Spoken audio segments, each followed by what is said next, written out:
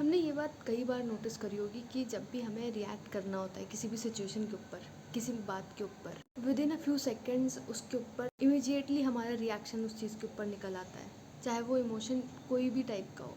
और अगर हम उसको थोड़ा सा स्टेप बैक करके अगर कभी उस इमोशन के ऊपर या फिर उस सिचुएशन के ऊपर थोड़ा सा भी उसको एनालाइज करने की कोशिश करें, तो बाद में within a few minutes या within a few days हमें क्या रियलाइज़ होता है, हमें उस बात के लिए, जिस बात के लिए हमने रिएक्ट किया था, हमें उसके लिए रिग्रेट होने लगता है, या फिर वो जो रिएक्शन हमने दिया था वो ओवर एग्जैजरेटेड सा लगने लगता है कि क्यों मैंने इतना ज़्यादा रिएक्ट कर दिया। कभी हो सकता है कि सिचुएशंस हमारे अंदर ही चल रही हो, या तो एक्सटर्नल स्टिमुलस होता है या तो वो इंटरनल स्टिमुलस होता है जो हमें हमारे रिएक्शंस देने पे मजबूर करता है, जो हमसे हमारे रिएक्शंस निकलवाता है। और जब भी हम किसी एक्सटर्नल स्टिमुलस पे रिएक्ट करने लगते हैं तो वही हमारे इमोशंस होता है। वो हो सकता है कि हमारे दिमाग में कोई चेंजेस हो रहे हैं, हो सकता है हमारे बिहेवियर में चेंजेस हो रहे हैं। जैसे किसी के साथ फाइट हो गई तो वो एक्सटर्नल स्टिमुलस है और वो फाइट उस स्टिमुलस का रिएक्शन है। हम इंटरप्रेट करते हैं अपने इमोशंस को, वो हमारी फीलिंग्स बन जाती हैं। और वो फीलिंग्स किसी भी टाइप की हो सकती है, पॉजिटिव, नेगेटिव, न्यूट्रल,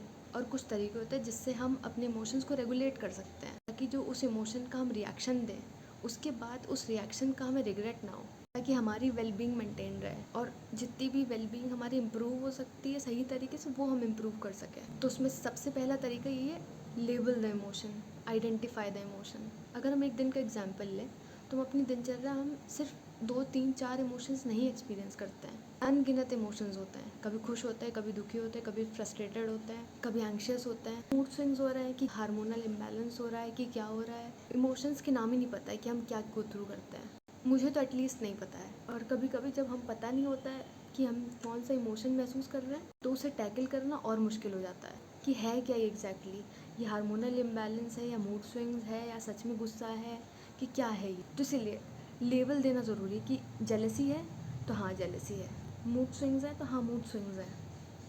उसको कोई और रूप दे करके हम कुछ और ना समझ लें, कोई और ना कुछ समझ लें।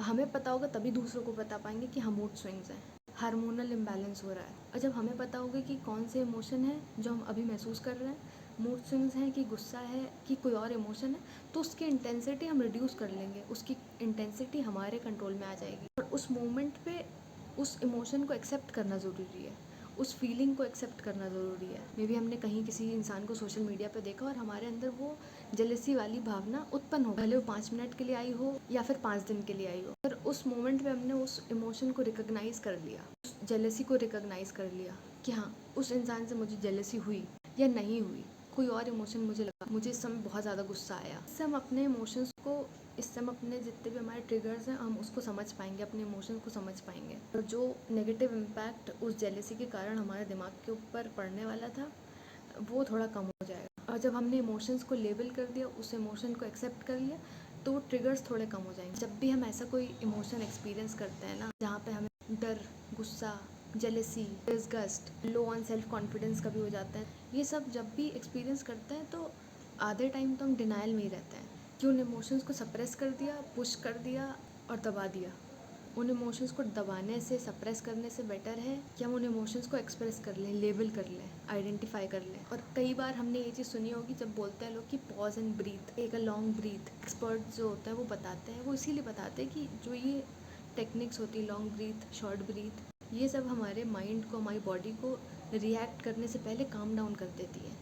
जब हमारे इमोशंस, रिएक्शंस एकदम पीक पे होते हैं कि हम अब रिएक्ट कर ही देंगे, तब ये जो एक मोमेंट होता है थम जाने का, तो वो हमें रोकती है इम्पल्सिव रिएक्शन देने से। जैसे कि अगर 2 लोगों की कभी फाइट होती है तो उसमें से हम एक साइड की बात सुन करके तुरंत रिएक्ट करने लगते हैं, दूसरी साइड पता ही नहीं हमें। जब हम दूसरी बात सुन लेंगे तो हमें शायद बैलेंस पर्सपेक्टिव मिलेगा, वो सोचने से पहले, वो बैलेंस पर्सपेक्टिव हमारे हाथ में आने से पहले ही हम रिएक्ट कर देते हैं, इम्पल्सिव रिएक्ट कर देते हैं। और अगर 2 लोगों की फ़ाइट में हमें एक साइड पता है तो वो हमें खुद पता होना चाहिए कि हम दूसरी साइड देखें, दूसरी साइड या दूसरा एंगल उस सिचुएशन का समझें। और वही अगर हम दूसरे एंगल से, दूसरे पर्सपेक्टिव से उस सिचुएशन को समझने की कोशिश करेंगे तो उस सिचुएशन का जो इमोशनल इम्पैक्ट होगा वो थोड़ा कम हो जाएगा या बदल जाएगा। अभी हो सकता है कि हमें ए की बात सुन करके बी पे गुस्सा आ रहा है, और जब हम बी की बात सुनेंगे तो हमें हो सकता है कि बी की बात सुन करके ए पे गुस्सा आने लग जाए। तो इसीलिए इम्पॉर्टेंट होता है अपने आप को इम्पल्सिव रिएक्शंस से दूर रखना, अपने आप को इम्पल्सिव रिएक्ट करने से रोकना। अपने इमोशंस को रेगुलेट करना इसीलिए ज़रूरी होता है। हम सब ह्यूमंस हैं, हम सब ओवर रिएक्ट, इम्पल्सिव रिएक्ट करते रहते हैं, आए दिन करते रहते हैं। इसीलिए बोलते हैं लोग कि जिम करो या एक्सरसाइज करो, अपने इमोशंस का आउटलेट बनाओ, जो स्ट्रेस को रिड्यूस कर सकता है, जो मूड को इम्प्रूव कर सकता है। एक पॉइंट ऐसा आता है कि बहुत ज़्यादा गुस्सा भर रहा है, हम रोक रहे हैं अपने आप को उस मोमेंट पे गुस्सा करने से, पर वो जब भी वो पीक पहुंचने वाला होता है कि हाँ अब हम रिएक्ट कर ही देंगे, अब हम गुस्सा कर ही देंगे, अब वो ओवरफ्लो ऑफ इमोशन हो रहा है, तब ज़रूरी है कि हम अपने आप को वॉक पे लेके जाएं, हम अपने इमोशंस को रिलीज़ का एक आउटलेट दे दें। वो जो फ्रस्ट्रेशन है कहीं और गलत जगह पे ना निकल जाए, तो ज़्यादा पॉसिबल हो सके उस जो ट्रिगरिंग वाली सिचुएशन होती है, कभी कभी ऐसी सिचुएशंस जनरेट हो जाती हैं, चाहे ना चाहे, तो उन इमोशंस से ब्रेक लेना भी ज़रूरी है।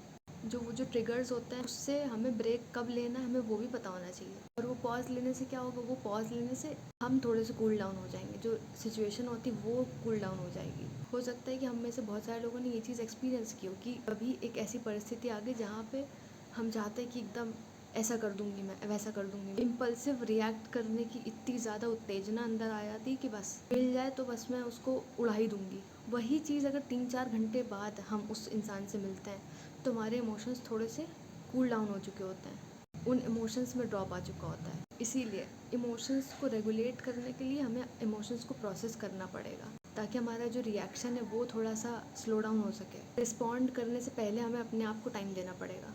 जब भी हम कोई भी बैठे बैठे इमोशंस एक्सपीरियंस करते हैं तो बर्स्ट ऑफ इमोशंस हमारे अंदर आते हैं, वो इमोशंस बर्स्ट होने लगते हैं, ओवरफ्लो होने लगते हैं कि बस हम रो ही देंगे, अब फ्रस्ट्रेट हो ही जाएंगे। अब वही अगर हम चलते चलते उस इमोशन को एक्सपीरियंस कर रहे हैं या फिर अपने आप को डाइवर्ट करते हैं उस इमोशन से, तो फिर उस फ्रस्ट्रेशन का, उस एंगर का, उस गुस्से का जो इम्पैक्ट होता है वो कम हो जाता है। इसीलिए वो जो पेंटअप एनर्जी है उसका रिलीज़ होना ज़रूरी है। जब हमेशा ये पॉइंट बोला जाता है कि एक्सेप्टेंस हर इमोशन का ज़रूरी है, एक्सेप्टेंस हर सिचुएशन का ज़रूरी है, तो वो इसलिए भी कि भाई हम अपने लिए सेल्फ कंपैशन अपने अंदर लेकर के आ सकें और दूसरों के लिए एम्पैथी लेके आ सकें अपने अंदर, कि अगर हम ये इमोशन महसूस कर रहे हैं तो हाँ ये मेरा है, हो रहा है, जेलसी हो रही है, सबको होती है तो मुझे भी हो रही है, कोई नई तो है नहीं, सेल्फ डिस्गस्ट है तो है, कुछ नया नहीं है इसके अंदर, ताकि अपने आप को विक्टिम ना बना करके अपने ऊपर दया दिखा सकें, ताकि हम अपने आप को माफ़ कर सकें। और मुझे लगता है कि सबसे ज़्यादा कहीं पे अगर ज़रूरत होती है हमें अपने इमोशंस को रेगुलेट करने की, अपने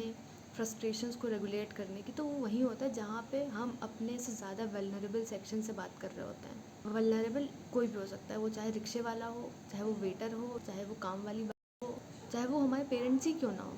सबसे ज़्यादा रिग्रेट अगर कभी होता है तो वो तभी होता है जब मिसबिहेव करते हैं। बाकी तो आए दिन हम कभी ना कभी किसी ना किसी के साथ मिसबिहेव कर देते हैं, इन जनरल। सब करते होंगे नहीं, सब लोग नहीं करते होंगे तो ऐसा भी नहीं है। तो जब अपने से बराबरी वाले से बात करनी हो तो तब हम पूरी उसकी रिस्पेक्ट, उसकी डिग्निटी मेंटेन करके रखते हैं। पर जब भी वल्नरेबल सेक्शन से बात करनी होती है तब हम सब भूल जाते हैं, तब हमारा मिसबिहेवियर पीक पे पहुंच जाता है, हमारे फ्रस्ट्रेशंस पीक पे पहुंच जाते हैं, सब कुछ पीक पे पहुंच जाता है।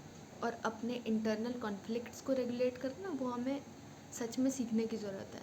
हम किसी भी एज ग्रुप में पहुंच जाए वो हमें सीखने की ज़रूरत पड़ती रहेगी। जैसे जैसे हम इवॉल्व करते जाएंगे वैसे वैसे हमें अपने पर्सनैलिटी को रेगुलेट करने की ज़रूरत पड़ती रहेगी और अपने इमोशंस को प्रोसेस करने की ज़रूरत पड़ती रहेगी। कितने सारे इंस्टेंसेस आते हैं, केसेस आते हैं कि किसी ने वॉचमैन के साथ मिसबिहेव कर दिया, डिलीवरी बॉय के साथ मिसबिहेव कर दिया, बुज़ुर्गों के साथ मिसबिहेव कर दिया। तो ये क्या है? ये फंक्शनल लेवल पे, सेल्यूलर लेवल पे जब हमें इमोशनल रेगुलेशन नहीं आता है तो यही होता है। कभी भी हम आइडियलिज्म नहीं कर सकते कि कभी गुस्सा नहीं करना चाहिए, कभी ये नहीं करना चाहिए, कभी मिसबिहेव नहीं करना चाहिए। ऐसा नहीं होगा कि गुस्सा करना बिल्कुल बंद ही हो जाएगा। ये आइडियलिज्म में हम जीते ही नहीं हैं, हम आइडियल वर्ल्ड में नहीं जीते हैं, हम रियल वर्ल्ड में जीते हैं। तो ये सब होगा, हमें गुस्सा भी आएगा, हमें जलन भी होगी, डिस्गस्ट भी होगा, एंग्शियसनेस भी होगी, 10 तरीके के और इमोशंस होंगे जिनके नाम भी नहीं पता है हमें। पर उन इमोशंस को स्टेबलाइज किसको करना है? वो कोई एक्सटर्नल इंसान तो नहीं करेगा, वो हमें खुद ही को करना पड़ेगा। वोल्टेज रेगुलेटर, स्टेबलाइज़र क्या करता है? अगर वोल्टेज कोई भी हाई पहुंच जाती है तो उसको कांस्टेंट कर देता है, उस वोल्टेज को स्टेबलाइज कर देता है। तो वही चीज़ हमें अपने इमोशंस के साथ करनी पड़ेगी।